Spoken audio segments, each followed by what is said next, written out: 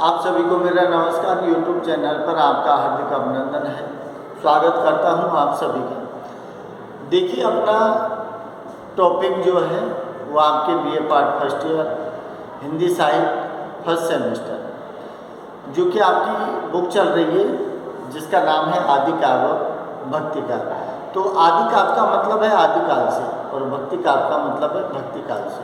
तो आदि काल यानी कि आदिकाल, उसकी मैं शॉर्ट वीडियो जो आपको अति लघु उत्तरीय प्रश्न आने हैं उनसे संबंधित मैं वीडियो डाल चुका हूं। तो थोड़ा सा समय निकाल के आप उनको देख लीजिए, क्योंकि आपके एग्ज़ाम नज़दीक है। अब समय बर्बाद करने का वो आपका नहीं है, तो थोड़ा सा उन चीज़ों को अच्छी तरह से देख लें। तो देखिए, आज का जो टॉपिक है आपका वो क्या है, आपका भक्ति काल। भक्ति काल, भक्ति काल। तो सबसे पहली बात तो ये है कि भक्ति काल आदिकाल के बाद आया है। तो जैसे मैंने कहा था कि कोई भी काल हो, लेकिन हर काल को जिन परिस्थितियों ने जन्म दिया है वो सारी परिस्थितियाँ एक ही हैं, एक ही परिस्थितियों के सारे एक ही नाम हैं। वही सामाजिक, धार्मिक, राजनीतिक, सांस्कृतिक, साहित्यिक और कला। इसका मतलब कि हर काल में यही परिस्थितियों में बदलाव हुआ है, इन्हीं के फलस्वरूप हर काल का जन्म हुआ है। तो समय सीमा ध्यान रखनी है, समझ लो आप। भक्ति काल जो उदय हुआ है, सामाजिक क्षेत्र में परिवर्तन हुआ, धार्मिक क्षेत्र में परिवर्तन हुआ, राजनीतिक क्षेत्र में परिवर्तन हुआ, साहित्यिक क्षेत्र में परिवर्तन हुआ, समझ लो। तो इन सभी प्रतिक्रिया फलस्वरूप भक्ति काल का जन्म हुआ है। ठीक है। भक्ति काल सर्वप्रथम मैंने कहा था, भक्ति काल सर्वप्रथम भारत में कहाँ शुरुआत हुआ, तो मैंने कहा था आपसे दक्षिण भारत। दक्षिण भारत में जो आलवार और नैनयार जो संत थे, वहाँ से जो क्या थे, कुछ तो वैष्णव भक्त थे और कुछ शिव भक्त थे। तो वैष्णव और शैव भक्त कवियों ने क्या किया है, दक्षिण भारत से इसको चालू किया है और धीरे धीरे ये पूरब से उत्तर, पूरब से पश्चिम और उत्तर से दक्षिण, इसका मतलब है ऑल ओवर भारत में ये फैल चुका। और उत्तर भारत में आने तक फिर उत्तर भारत में कमाल रामानंदा जो है उन्होंने संभाली है और तुलसीदास ने संभाली है। तो भक्ति काल तो जो आपका दूसरा काल है, ये हिंदी साहित्य में क्या है, दूसरा काल है। भक्ति काल का दूसरा नाम क्या दिया है, ध्यान रखना। भक्ति काल का दूसरा नाम क्या दिया है, पूर्व मध्यकाल। पूर्व मध्यकाल, पूर्व मध्यकाल नाम है। अगर आपसे समय पूछा जाए, अगर आपसे समय पूछा जाए तो भक्ति काल पूर्व मध्यकाल का समय, तो ध्यान रखना 1375 ईस्वी से क्या है, 1700 ईस्वी। भक्ति काल की समय सीमा पूछी जाए तो भक्ति काल की समय सीमा क्या है, 1375 से लेकर 1700। और भक्ति काल का दूसरा नाम क्या है, पूर्व मध्यकाल है। उसको पूर्व मध्यकाल को बोलो चाहे उसको भक्ति काल बोलो, बात एक ही। अब देखिए, यहाँ बात आती है अपने कि भक्ति काल जो है, भक्ति काल को किस किस ने क्या नाम दिया है, तो ये भी थोड़ा सा ध्यान रखना। भक्ति काल जैसे नंबर 1 अपन बात करें, कौन आचार्य, कौन है, रामचंद्र शुक्ल। रामचंद्र शुक्ल, रामचंद्र शुक्ल ने क्या नाम दिया है, अरे रामचंद्र शुक्ल ने तो क्या दिया है, भक्ति काल। भक्ति काल, भक्ति काल नाम रामचंद्र शुक्ल ने दिया है। ठीक है। दूसरी अपन करें कि डॉक्टर कौन है, doctor George Grierson. Doctor George Grierson, doctor इसने क्या कहा है, इसको भक्ति काल को स्वर्ण काल कहा है। स्वर्ण काल, भक्ति काल को क्या कहा है, स्वर्ण काल। किसने कहा है, डॉक्टर जॉर्ज ग्रियर्सन ने। तीसरी बात करें, डॉक्टर क्या है, श्याम सुंदर दास। डॉक्टर श्याम सुंदर दास। तो श्याम सुंदर दास ने क्या कहा है?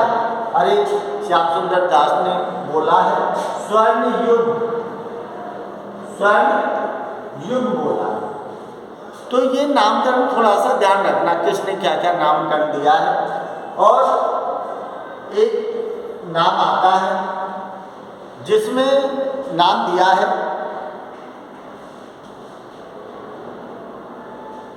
द्विवेदी जी। आपने नाम सुना होगा। हिंदी के क्षेत्र में द्विवेदी जी दो हुए, एक महावीर प्रसाद द्विवेदी है और एक हजारी प्रसाद द्विवेदी है। तो द्विवेदी जी ने क्या नाम दिया है ये भी ध्यान रखना। द्विवेदी जी ने क्या नाम दिया है? तो द्विवेदी जी ने नाम दिया है जागरण सुधार का। जागरण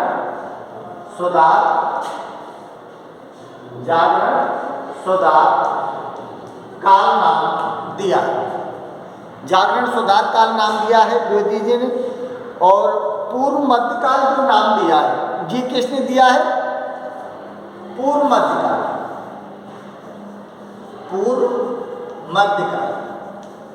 मध्यकाल नाम किसने दिया है? डॉक्टर जगदीश चंद्र गुप्त। डॉक्टर जगदीश चंद्र गुप्त ने क्या नाम दिया है? भक्ति काल का पूर्व मध्यकाल।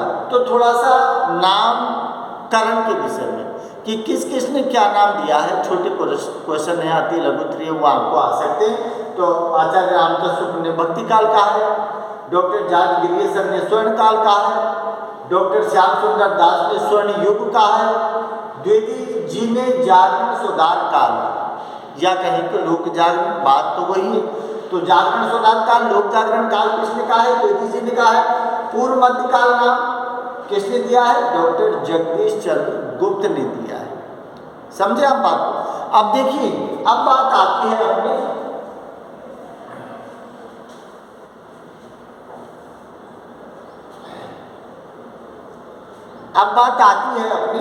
कि भक्ति काल का विभाजन हुआ है कि भक्ति काल को कितने भागों में बांटा है। तो भक्ति काल को दो भागों में बांटा है, ध्यान रखना। तो भक्ति काल को दो भागों में बांटा है। तो दो भाग कौन से हैं? तो एक तो आपके क्या हो गया? निर्गुण। एक तो निर्गुण हो गया और एक क्या हो गया? सगुण हो गया। तो निर्गुण सगुण दो कार्यधाराओं में विकसित हुआ है भक्ति काल। निर्गुण और सगुण दो भागों में बांटा है। उसके बाद जैसे अपन बात करें कि सगुण और निर्गुण में अंतर भी आपको पूछ सकता है। अरे सीधी बात है, निर्गुण का मतलब है जो सारे गुणों से परे है, जिसका कोई अंत नहीं है, नहीं क्या? जो सब गुणों से परे है, निराकार है, जिसका कोई आकार नहीं है, ऐसे प्रभु परमात्मा की क्या है? भजन है, कीर्तन है, उनका गुणगान करके उनको प्राप्त किया जा सकता है।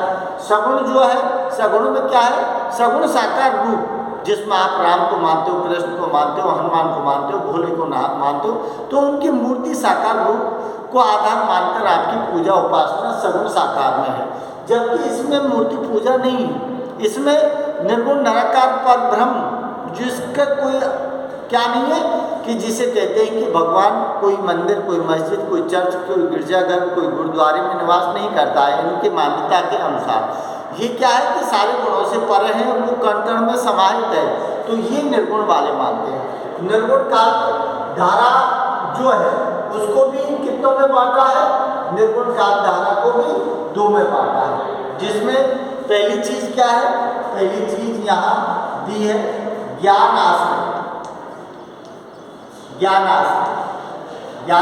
कहो या संत मार्गी कामधारा कहो। और यहाँ ये क्या है? प्रेम मार्ग। ये क्या है? प्रेम मार्ग, जिसको अपन क्या कहते हैं? सूफी कालधारा। ये सगुण साकार जो है ये भी दो में बटा है, सगुण साकार। तो सगुण साकार में कौन है? एक है राम काल धारा, और दूसरी क्या है, कृष्ण काव्यधारा, कृष्ण काव्यधारा। तो कृष्ण काव्यधारा, राम काव्यधारा, दो में विकसित हुआ है सगुण, और निर्गुण भी दो काव्यधाराओं में विकसित हुआ है, जिसमें ज्ञानाश्रय कहो या संत मार्ग की काव्यधारा कहो, प्रेम मार्ग की काव्यधारा कहो या सूफी काव्यधारा कहो। बात देखिए, सगुण राम काव्य और कृष्ण काव्य में बटा है। तो भक्ति काल मुक्त दो भागों में बटा है, जिसमें सगुण और निर्गुण, और उसके बाद फिर निर्गुण दो भागों में बटा है, सगुण भी दो भागों में बटा है।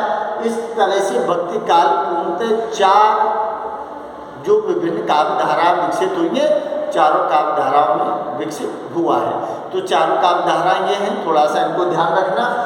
ज्ञान मार्गी संत मार्गी के प्रवर्तक जो प्रवर्तक कौन है, इसके प्रवर्तक दिखाए कबीरदास,